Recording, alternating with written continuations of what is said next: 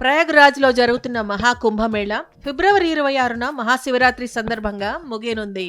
దాంతో ప్రయాగ్రాజ్కు జనం పోటెత్తుతున్నారు. నటీనటులు కూడా మహాకుంభమేళకు వెళ్లి పుణ్యస్నానం చేసొస్తున్నారు. ఇప్పటి వరకు విజయ్ దేవరకొండ, సంయుక్త మీనన్, ఇతర సెలబ్రిటీలు మహాకుంభమేళాలో సందడి చేశారు. తాజాగా మరో నటి దర్శనమిచ్చింది. ఆమె టాలీవుడ్లో ఒక్క సినిమానే చేసింది.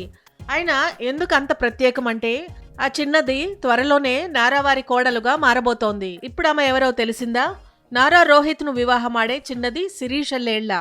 ఆంధ్రప్రదేశ్ ముఖ్యమంత్రి నారా చంద్రబాబు నాయుడు తమ్ముడి కొడుకు నారా రోహిత్ బాణం అనే సినిమాతో తెలుగు తెరకు పరిచయమయ్యాడు. ప్రతినిధి 2లో హీరోయిన్ గా నటించిన శిరీషనే రోహిత్ వివాహం చేసుకోనున్నాడు.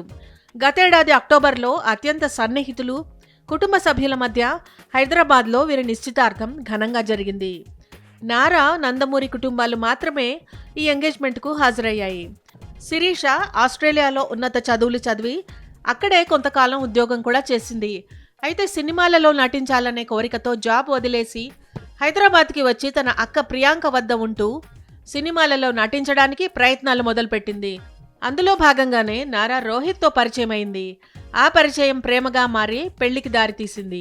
మహాకుంభమేళాలో శిరీష చాలా సాదాసీదాగా కనిపించింది. ఎంతో భక్తితో పూజలు నిర్వహించి త్రివేణి సంగమంలో పవిత్ర స్నానం ఆచరించింది.